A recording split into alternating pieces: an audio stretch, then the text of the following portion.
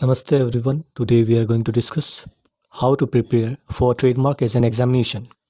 Trademark as an examination में हम कैसे प्रिपेयर करें अपने आप को ताकि हम क्वालिफाई कर पाएँ, इसके बारे में बात करेंगे आज। सबसे पहले नोटिफिकेशन, जो भी नोटिफिकेशन या एक्सटेंडेड नोटिफिकेशन आया हुआ है इन 2023 एंड 2022, लिंक डिस्क्रिप्शन में है, आप लोग देख लीजिएगा। और जो लोग भी फॉर्म फिलअप किए हैं उनके लिए अच्छी बात यह है कि इस बार 9 लोकेशंस में ट्रेडमार्क और पेटेंट एग्जामिनेशन होगा। You will find in the notification about rule 144। 144 rule actually कुछ नहीं है, इसमें दिया गया है who are eligible for applying for trademark as an examination. तो इसमें 3 ही क्राइटेरिया है। आपको इंडियन सिटीजन होना पड़ेगा, पहला बात।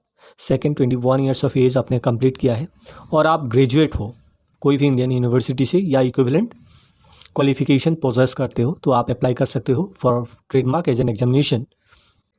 और एक रूल है, रूल 148 क्लॉज 2, इसमें है क्वालिफाइंग मार्क्स। तो क्वालिफाइंग मार्क्स क्या होगा? Shall be advertise by the register, इसके बारे में भी नोटिफिकेशन में लिखा गया है। और एक्चुअली और एक चीज़ लिखा गया है, the qualifying marks for trademark as an examination 2023 under the rule 148(2) of the trademark rules 2017 shall be the same as applicable for patent as an examination 2023। मतलब तो पेटेंट एज एन एग्जामिनेशन का जो qualifying rule है वो same rule applicable होगा for trademark as an examination. तो इसमें 2 paper होंगे, आपको पता ही होगा, paper 1 and paper 2। There will be 2 papers, paper 1 and paper 2। And the third thing is that there will be a viva voce. So the paper 1 will contain 100 marks, paper 2 100 marks and viva voice 50 marks. Out of this 2 paper you have to secure a minimum of 50 marks. माने 100 में से आपको 50 लाना ही है each paper में। माने paper 1 में भी आपको 50 मार्क्स लाना है, पेपर 2 में भी 50 मार्क्स लाना है, ठीक है। और इन एग्रीगेट आपका 60% होना चाहिए, क्वालिफाई है। उसके बाद आपको बुलाया जाएगा for viva voice. Viva voice में मार्क्स कितने हैं? 50 मार्क्स। 50 मार्क्स में इसमें भी 50% या मोर देन 50% चाहिए ताकि एग्रीगेट आपका 60% मार्क्स हो पाए। अगर आप 60% मार्क ला पाते हैं तो आप क्वालिफाई करेंगे। इसमें रैंकिंग का कोई बात होता नहीं है, इसमें इधर यू विल पास और you will fail.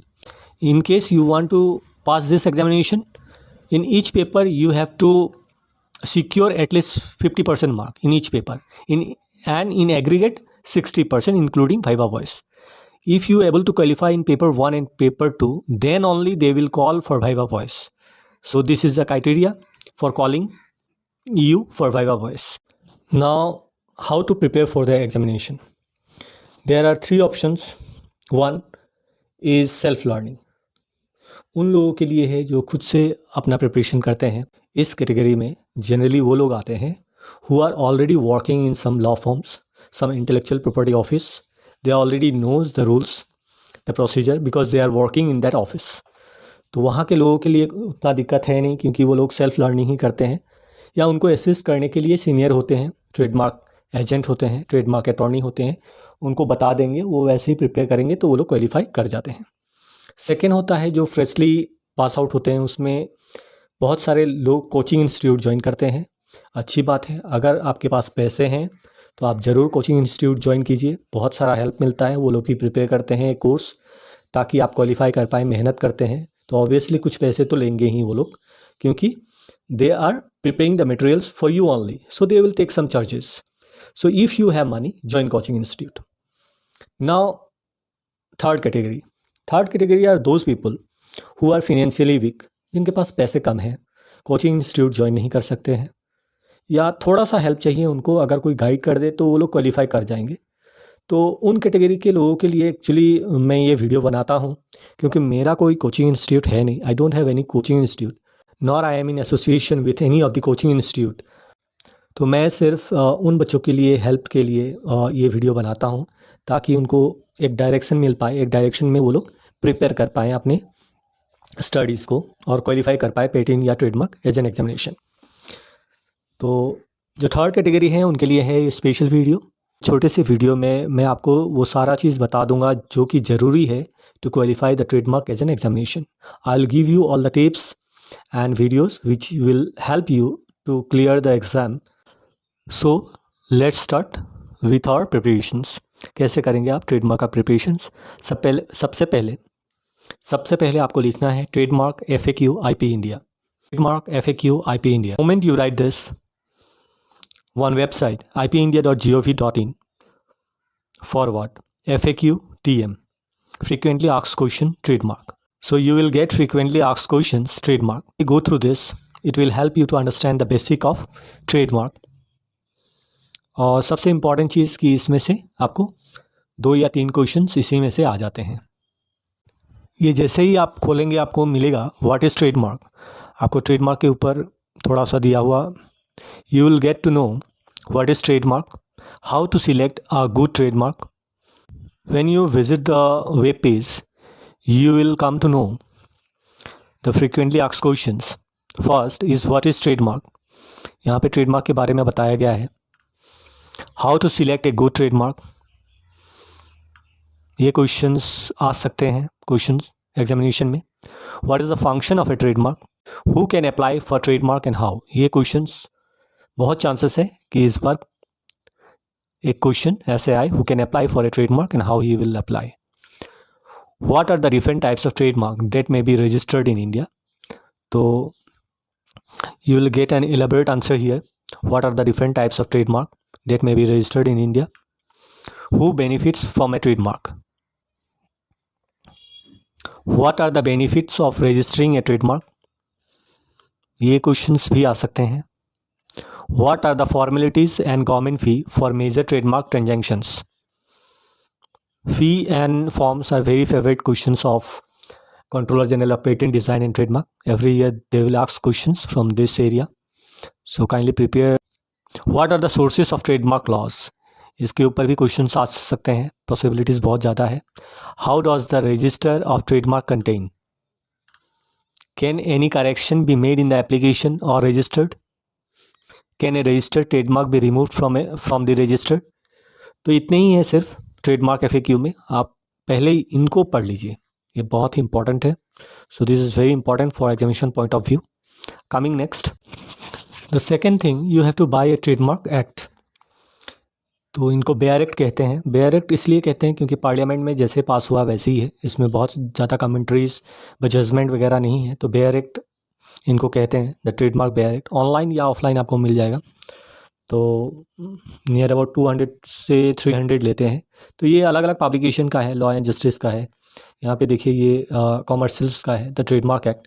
Bye any one you like, universal the trademark act, buy any bare act, Taxmann's bare act, professionals, इनके अंदर के कंटेंट एक ही है। The content will remain the same, the cover is different, the publication is different. Try to buy this book because this is the heart and soul of your trademark exam preparations. Want to buy this trademark act. जैसे आपको इतने भी पैसे नहीं हैं, तब आप क्या करेंगे? तो अब आप गूगल पे जाइए, गूगल पे लिखना है trademark act IP India. What you have to write on Google is trademark act IP India. So IP India के साइट पे आपको ट्रेडमार्क एक्ट मिल जाएंगे। यहाँ पे देखिए ipindia.gov.in एक्ट्स एंड रूल्स। यहाँ पे आप जैसे ही क्लिक करोगे तो यहाँ पे देख सकते हो आपको HTML पेजेस भी मिल जाएंगे ट्रेडमार्क एक्ट का।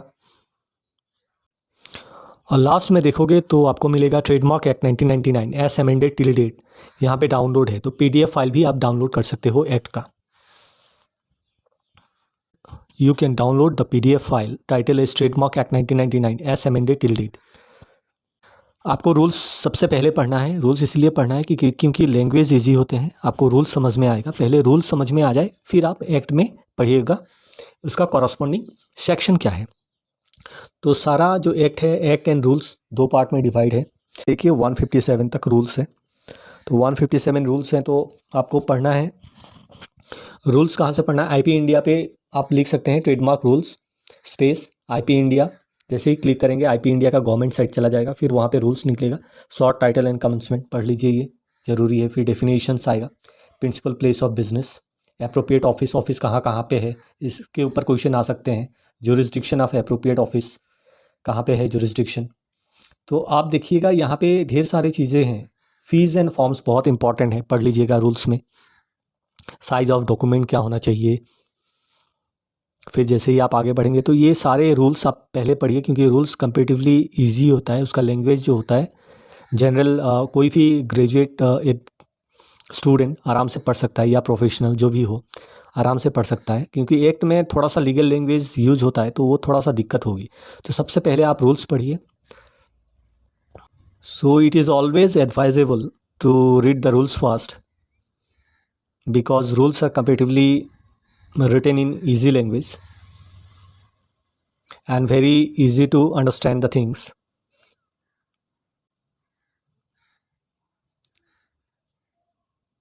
जैसे रूल्स में आपने पढ़ लिया नोटिस ऑफ अपोजिशन, तो कॉरस्पॉन्डिंग जो सेक्शंस है जहाँ एक्ट में दिया गया है वो है सेक्शन 21। तो ये जब पढ़ेंगे रूल्स के बाद तो आपको समझ में आ जाएगा कि नोटिस ऑफ अपोजिशन होता क्या है, सारा प्रोसीजर। तो इस तरीके से आपको पढ़ना है। आप जैसे ही एक प्लेन रीडिंग दे देते हैं, सारे रूल्स पढ़ लेते हैं, फिर एक्ट पढ़ लेते हैं, फिर आप क्वेश्चन पेपर पे आना पड़ेगा आपको। तो 2015 का जो क्वेश्चन पेपर है इसका मैंने सॉल्यूशन बना रखा है, लिंक डिस्क्रिप्शन में आप देख लीजिएगा। तो क्वेश्चन पेपर आप यहाँ से भी देख सकते हैं ipindia.gov.in पे। Trademark question paper IP India जैसे मारेंगे 2015 का आपको दिखाई देगा, आप वहाँ से पढ़ सकते हैं 2015 का क्वेश्चन पेपर, और उसका सॉल्यूशन आप ट्राई कर सकते हैं। अगर आप नहीं कर पा रहे हो तो फिर मेरा आप वीडियो देख लो, उस वीडियो में मैंने सारा 2015 का सॉल्यूशन दे रखा है। I have solved the 2015 questions paper, so visit my video and cross check if you have done it correctly. If you are not able to solve, then you can take help of my video where I have mentioned the corresponding sections and rules and try to give an answer to all the questions. So thanks for watching. धन्यवाद मेरे साथ बने रहने के लिए।